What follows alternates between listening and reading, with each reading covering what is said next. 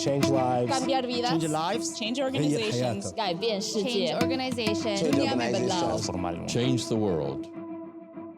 Before going back to Harvard, I ran a research institute for the last 4 years where we ran randomized field experiments with progressive groups to translate behavioral science insights, basically the science of behavior change, into political strategy, looking at things like voter turnout, candidate support, persuasion, fundraising, things like that. We learned a lot and talked about some of the research we did on voter mobilization, basically ways that we can use behavioral science to help people who intend to vote, people who say they intend to vote but don't follow through on it, find ways to facilitate follow-through, to help them turn out and cast a ballot. Over the course of hundreds of field experiments, we've learned that behavioral science is incredibly powerful in increasing voter participation. We've learned that by using these insights, we can double or triple the cost effectiveness and impact of a dollar spent on increasing turnout. So we've learned a lot of things, and some really things that I think are fascinating. One, we found that by adding to voter mobilization communications, basically when we are encouraging people to vote and get out the vote efforts, adding a simple battery of what time will you vote, how will you get there, where will you be coming from, basically make a plan, that more than doubles the impact of voter mobilization contacts. It was exciting to find, but what has been even more fascinating is how quickly it's been taken up.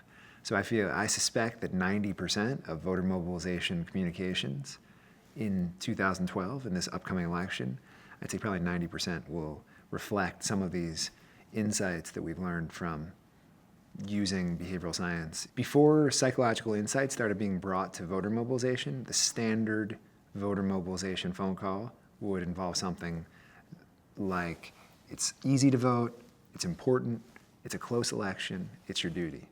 So these are basically standard variables that rational theories would say manipulating these should change people's likelihood of voting. And Alan Gerber and Don Green at Yale, in the early days of this kind of research in the early 2000s, ran dozens of experiments and basically found that those messaging elements didn't matter.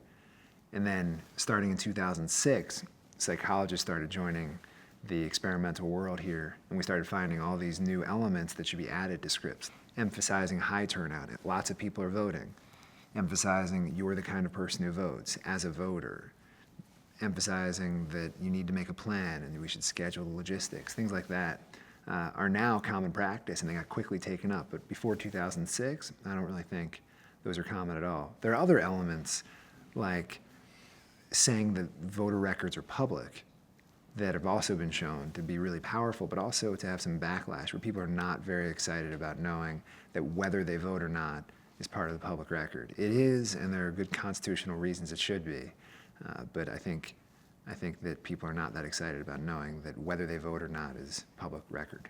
So one thing we found with this plan-making intervention was that adding a battery of questions about what time will you vote, how will you get there, where will you be coming from, more than double the average effect of voter mobilization contact.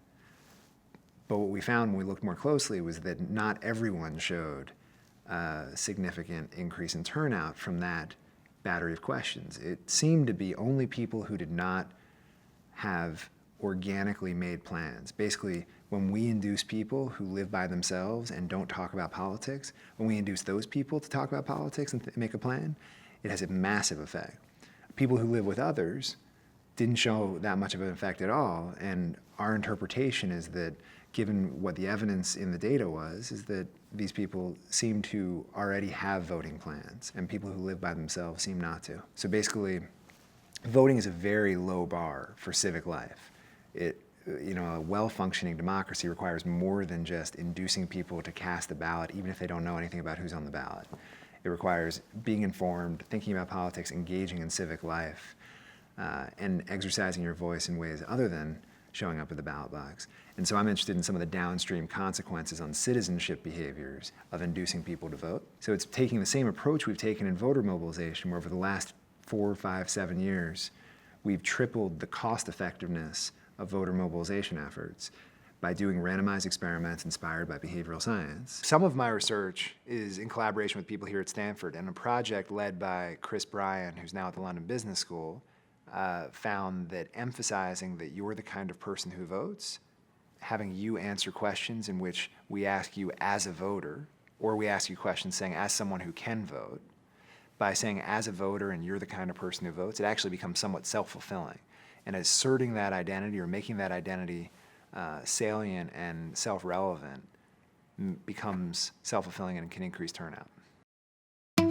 Change lives. Cambiar vidas. Change lives. Change organizations. 改变世界 Change organization. Change organization. Change the world.